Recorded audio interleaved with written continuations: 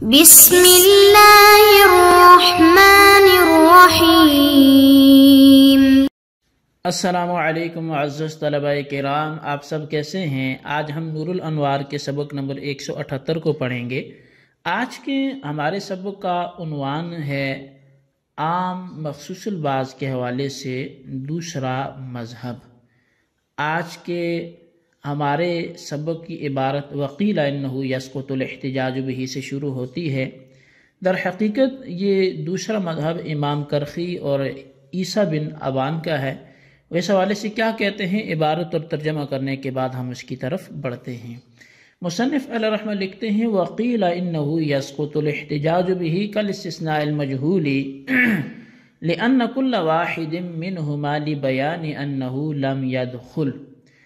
اور کہا گیا ہے کہ عام مخصوص منہ البعض سے استدلال اسی طرح ساقط ہو جاتا ہے جس طرح استثناء مجہول، یعنی کہ استثناء مجہول سے جس طرح استدلال کرنا ساقط ہو جاتا ہے، اسی طرح عام مخصوص البعض سے استدلال بھی ساقط ہو جاتا ہے، اس لیے کہ ان دونوں میں سے ہر ایک اس بات کو بیان کرنے کے لیے ہوتا ہے کہ وہ مخصوص اور مستثنی عام ہیں، داخل نہیں ہیں۔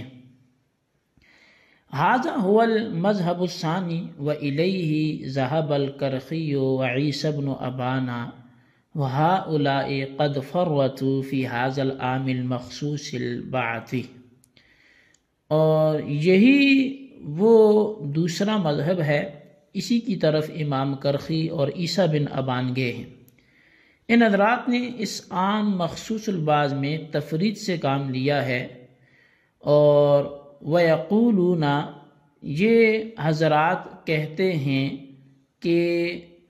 لا يبقى العام قابلا للتمسك اصلا، یہ حضرات یہ کہتے ہیں کہ عام سرے سے قابل استدلال ہی نہیں رہتا، سواء كان المخصوص معلوما كما اذا قيل اقتلوا المشركين ولا تقتلوا اهل الذمة، او مجهولا كما اذا قيل اقتلوا المشركين ولا تقتلوا بعضهم۔ برابر ہے، یعنی عام سرے سے قابل استدلال نہیں رہتا، برابر ہے کہ وہ مخصوص معلوم ہو، جیسے کہ جب کہا جائے مشرکین کو قتل کرو اور ذمیوں کو قتل نہ کرو، یا وہ مخصوص مجہول ہو، جیسے جب کہا جائے کہ مشرکین کو قتل کرو، ان میں سے بعض کو قتل نہ کرو۔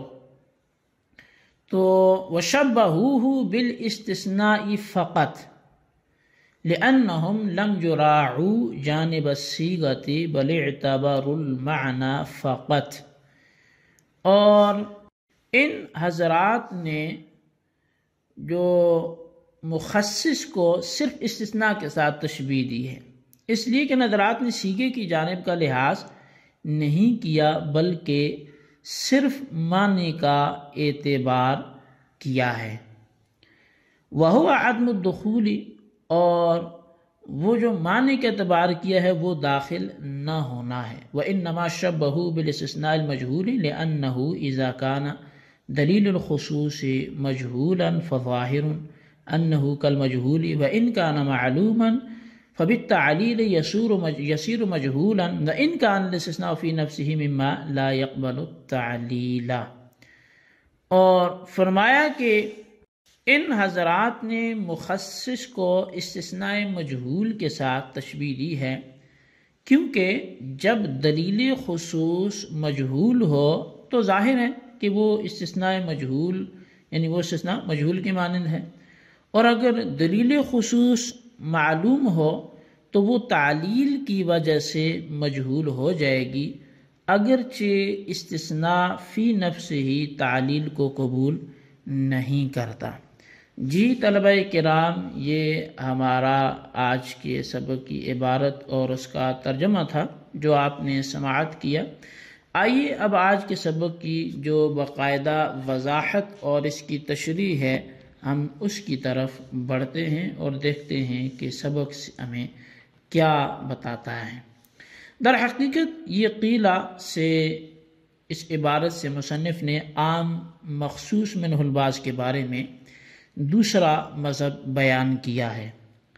دوسرا مذہب امام کرخی اور عیسیٰ بن ابان رحمۃ اللہ تعالی علیہما کا ہے۔ یہ حضرات کہتے ہیں کہ عام تخصیص کرنے کے بعد نہ حجت قطعیہ رہتا ہے اور نہ حجت ظنیہ رہتا ہے، جیسا کہ استثناء مجہول کے بعد مستثنی منہ سرے سے حجت نہیں رہتا، اور مخصص استثناء مجہول کی مانند اس لیے ہے کہ ان دونوں میں سے ہر ایک اس بات کو بیان کرنے کے لیے ہوتا ہے کہ وہ داخل نہیں ہے، یعنی استثناء اس بات کو بیان کرتا ہے کہ مستثنی اول کلام یعنی مستثنی منہ میں داخل نہیں ہے، اور مخصص اس بات پر دلالت کرتا ہے کہ مخصوص عام کے تحت داخل نہیں ہے۔ شارح فرماتے ہیں کہ ان حضرات نے عام مخصوص منہ البعض کو ناقابل استدلال قرار دے کر تفرید سے کام لیا ہے۔ چنانچہ یہ حضرات کہتے ہیں کہ عام تخصیص کے بعد بالکل حجت نہیں رہتا اور اس سے استدلال کرنا بالکل درست نہیں ہوتا۔ مخصوص خواہ وہ معلوم ہو، مثلا یوں کہا جائے کہ مشرکین کو قتل کرو، اقتلوا المشرکین، مشرکین کو قتل کرو، اور ولا تقتلوا اہل الذمۃ، اور اہل ذمہ کو قتل نہ کرو۔ یہاں مخصوص یعنی اہل ذمہ یہ معلوم ہے، خواہ مخصوص مجہول ہو، جیسے یوں بولا جائے کہ مشرکین کو قتل کرو اور ان میں سے بعض کو قتل نہ کرنا، یعنی کہ اقتلوا المشرکین ولا تقتلوا بعضهم، مشرکین کو قتل کرو ان میں سے بعض کو قتل نہ کرنا۔ اب یہاں بعض مشرکین یعنی جو مخصوص ہے وہ مجہول ہے کہ کون سے بعض کو قتل نہیں کرنا۔ شارح فرماتے کہ ان حضرات نے مخصص کو صرف استثناء کے ساتھ تشبیہ دی ہے، اور اس کی وجہ یہ ہے کہ انہوں نے صیغہ کی جانب کا لحاظ نہیں کیا بلکہ فقط معنی کا اعتبار کیا، اور معنی داخل نہ ہونا ہے، یعنی جس طرح استثناء اس بات پر دلالت کرتا ہے کہ مستثنی منہ میں داخل نہیں ہے، اسی طرح مخصص اس بات پر دلالت کرتا ہے کہ مخصوص عام کے تحت داخل نہیں ہے۔ لیکن یہ بھی خیال رہے کہ ان حضرات نے مخصص کو استثناء مجہول کے ساتھ تشبیہ دی ہے، نہ کہ استثناء معلوم کے ساتھ، مگر اس پر پھر یہ اعتراض بھی ہوگا کہ مخصص کو استثناء مجہول کے ساتھ تشبیہ دینا اس وقت تو درست ہے جبکہ مخصص مجہول ہو، لیکن اگر مخصص معلوم ہو تو اس وقت استثناء مجہول کے ساتھ تشبیہ دینا کیسے درست ہو سکتا ہے؟ اس لیے کہ مخصص معلوم اور استثناء مجہول کے درمیان کوئی مناسبت ہی نہیں ہے۔ تو اس کا جواب یہ ہے کہ مخصص اگر مجہول ہو تو اس کا استثناء مجہول کے مشابہ ہونا یہ ظاہر ہے، جیسا کہ آپ نے بھی یہ کہا ہے۔ لیکن اگر مخصص معلوم ہو تو وہ استقلال صیغہ کی وجہ سے چونکہ علت کو قبول کرتا ہے، کیونکہ صیغہ مستقل ہے تو وہ علت کو قبول کرتا ہے، اس لیے معلوم نہیں ہو سکے گا کہ علت کی وجہ سے عام کے تحت سے کتنے افراد نکل گئے اور کتنے اس کے تحت باقی ہیں۔ بس جب نکلے ہوئے افراد کی مقدار مجہول ہے تو جو افراد عام کے تحت باقی رہ گئے وہ بھی مجہول ہوں گے، اور اس طرح علت کی وجہ سے مخصص معلوم بھی مجہول ہو جائے گا، اور جب مخصص معلوم بھی مجہول ہو گیا تو اس کو استثناء مجہول کے ساتھ تشبیہ دینے میں کوئی مذائقہ نہیں ہے۔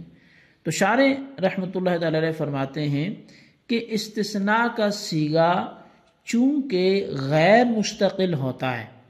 اس لیے استثناء فی نفسہ ہی علت کو قبول نہیں کرتا، لیکن مخصص استقلال صیغہ کی وجہ سے علت کو قبول کرتا ہے۔ تو جب استثناء کا صیغہ غیر مستقل ہے اور وہ فی نفسی علت کو قبول نہیں کرتا، اور جب کہ مخصص مستقل صیغہ ہے اور یہ علت کو قبول کر لیتا ہے، تو پھر ان دونوں کے درمیان کا فرق بھی واضح ہونا چاہیے اور اس پر بھی نظر ہونی چاہیے اور حکم میں بھی مغایرت ہونی چاہیے۔ تو لہٰذا اگر مخصص مجہول ہو تو اس کا استثناء مجہول کے مشابہ ہونا یہ ظاہر ہے، لیکن اگر مخصص معلوم ہو تو وہ استقلال صیغہ کی وجہ سے چونکہ علت کو قبول کرتا ہے اس لیے معلوم نہیں ہو سکے گا کہ علت کی وجہ سے عام کے تحت سے کتنے افراد نکلیں گے اور کتنے اس کے تحت باقی رہیں گے، تو اب یہ مجہول کے زمرے میں داخل ہو جائے گا۔ جی طلبہ کرام، یہ ہمارے آج کے سبق کی عبارت، اس کا ترجمہ اور اس کی وضاحت تھی جو آپ نے سماعت کی، تو اس کو اچھی طرح سمجھیں، خلاصہ اپنے رجسٹر پر لکھیں، بالخصوص ان سوالات کے جوابات بھی دیں۔ سوال نمبر 1 یہ ہے کہ قیلہ سے مصنف کون سا مذہب کس بات پر بیان کرتے ہیں، وضاحت فرمائیں۔ اور سوال نمبر 2 یہ ہے کہ امام کرخی اور عیسیٰ بن ابان یہ کس طرف گئے ہیں، آیا انہوں نے افراد سے کام لیا یا تفرید سے لیا، اس کی بھی وضاحت فرمائیں۔ اللہ تبارک و تعالیٰ سے دعا ہے جو کچھ ہم نے پڑھا سنا اسے یاد رکھنے کی توفیق نصیب فرمائے، آمین بجاہ النبی الامین صلی اللہ علیہ وسلم۔